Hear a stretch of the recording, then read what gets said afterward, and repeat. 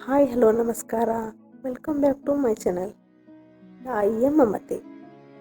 ಮಗನ ಜನ್ಮದಿನದಂದು ರಾತ್ರಿ 2 ಗಂಟೆಗೆ ತಾಯಿ ಮಗನಿಗೆ ಫೋನ್ ಮಾಡುತ್ತಾಳೆ.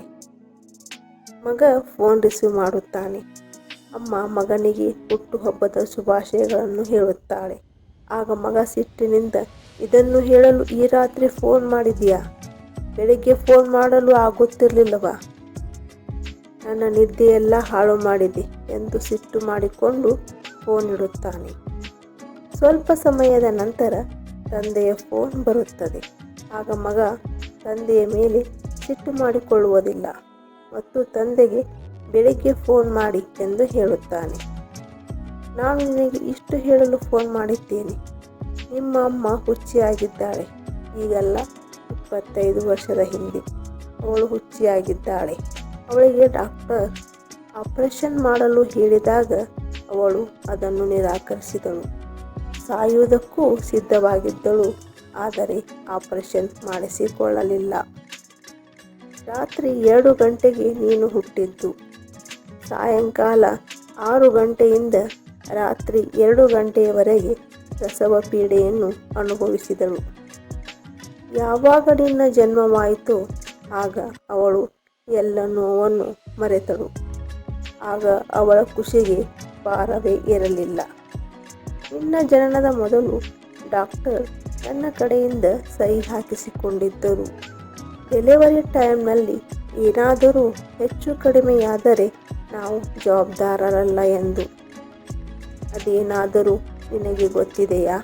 ವರ್ಷದಲ್ಲಿ 1 ದಿನ ನಿನಗೆ ಫೋನ್ ಮಾಡಿದರೆ ನಿನ್ನ ನಿದ್ದೆ ಹಾಳಾಯಿತೆಂದು ಸಿಟ್ಟಿಗೆದ್ದೆ. ಆದರೆ 25 ವರ್ಷಗಳಿಂದ ನಿನ್ನಮ್ಮ ದಿನಾಲು ರಾತ್ರಿ 2 ಗಂಟೆಗೆ ಎಬ್ಬಿಸಿ ಹೇಳುತ್ತಾಳೆ, ಇಷ್ಟು ಹೊತ್ತಿಗಲ್ಲವೇ ನಮ್ಮ ಮಗ ಹುಟ್ಟಿದ್ದು ಎಂದು. ಇದನ್ನು ಹೇಳಲು ಫೋನ್ ಮಾಡಿದ್ದೆ ಎಂದು ಹೇಳಿ ತಂದೆ ಫೋನ್ ಕಟ್ ಮಾಡುತ್ತಾರೆ. ಮಗನಿಗೆ ಒಂದು ಕ್ಷಣ ಕೈಕಾಲು ಆಡುವುದಿಲ್ಲ. ಬೆಳಿಗ್ಗೆ ಆದ ತಕ್ಷಣ ಮನೆಗೆ ಓಡಿ ಹೋಗಿ ಅಮ್ಮನ ಕಾಲು ಹಿಡಿದು, ತಪ್ಪಾಯಿತು ಅಮ್ಮ ಎಂದು ಕೇಳುತ್ತಾನೆ. ತಾಯಿ ರಾತ್ರಿ ಅಂದದ್ದು ಯಾವುದನ್ನೂ ಮನಸ್ಸಿನಲ್ಲಿಟ್ಟುಕೊಳ್ಳದೆ ಮಗನನ್ನು ಎಬ್ಬಿಸಿ, ರೀ ಬನ್ನಿ, ಇಲ್ಲಿ ನಮ್ಮ ಮಗ ಬಂದಿದ್ದಾನೆ ಎಂದು ಹೇಳುತ್ತಾಳೆ. ನಂತರ ಮಗ ತಂದೆಯ ಹತ್ತಿರವೂ ಕ್ಷಮೆ ಕೇಳುತ್ತಾನೆ. ತಂದೆ ಹೇಳುತ್ತಾನೆ, ನಿಮ್ಮ ಅಮ್ಮ ಯಾವಾಗಲೂ ಹೇಳುತ್ತಿದ್ದರು, ನಮಗೆ ಯಾವುದೇ ಚಿಂತೆ ಇಲ್ಲ, ನಮ್ಮನ್ನು ನೋಡಿಕೊಳ್ಳಲು ನಮ್ಮ ಮಗನಿದ್ದಾನೆ ಎಂದು. ಈಗ ನಾನು ಹೇಳುತ್ತೇನೆ, ನೀನು ಹೊರಟು ಹೋಗು, ನಾನು ನಿನ್ನ ಅಮ್ಮನ ಕಾಳಜಿ ಮಾಡುತ್ತೇನೆ ಎಂದು ಹೇಳುತ್ತಾರೆ. ಆಗ ತಾಯಿ ವಿನಯವಾಗಿ ಹೇಳುತ್ತಾಳೆ, ಅವನು ಎಷ್ಟೇ ಆದರೂ ನಮ್ಮ ಮಗ, ಚಿಕ್ಕವನು, ಅವನನ್ನು ಕ್ಷಮಿಸಿಬಿಡಿ ಎಂದು. ಜಗತ್ತಿನಲ್ಲಿ ಒಬ್ಬಳೇ ಒಬ್ಬಳು ನಾವು ಏನೇ ಅಂದರೂ, ಏನೇ ತಪ್ಪು ಮಾಡಿದರೂ ಮತ್ತೆ ನಮ್ಮೊಂದಿಗೆ ನಗು ನಗುತ್ತಾ ಮಾತನಾಡುತ್ತಾಳೆ. ಅವಳೇ ನಮ್ಮಮ್ಮ. ಆದವಳು ಮಗನ ಮೇಲೆ ಸಿಟ್ಟಿಗೇಳದಿದ್ದರೆ ಮಕ್ಕಳು ಎಲೆಯ ಮೇಲೆ ಕುಳಿತುಕೊಳ್ಳುತ್ತಾರೆ. ಆದ್ದರಿಂದ ತಂದೆಯ ಸಿಟ್ಟು ಕೂಡ ಅವಶ್ಯವೇ. ತಂದೆ ತಾಯಿಗೆ ಬೇಕಾಗಿರುವುದು ಮಕ್ಕಳ ಹಣ, ಆಸ್ತಿ, ಅಂತಸ್ತು ಯಾವುದೂ ಅಲ್ಲ. ಅವರಿಗೆ ಬೇಕಾಗಿರುವುದು ಮಕ್ಕಳ ಪ್ರೀತಿ, ಅವರಿಗೋಸ್ಕರ ಸ್ವಲ್ಪ ನಿಮ್ಮ ಸಮಯ ಅಷ್ಟೇ.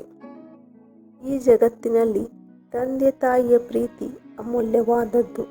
ಅದನ್ನು ಯಾವತ್ತಿಗೂ ಕಳೆದುಕೊಳ್ಳಬೇಡಿ.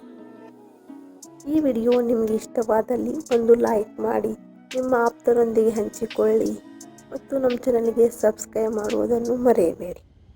ಇನ್ನೊಂದು ಉಪಯುಕ್ತ ಮಾಹಿತಿಯೊಂದಿಗೆ ಮತ್ತೆ ಭೇಟಿಯಾಗೋಣ. ಧನ್ಯವಾದಗಳು.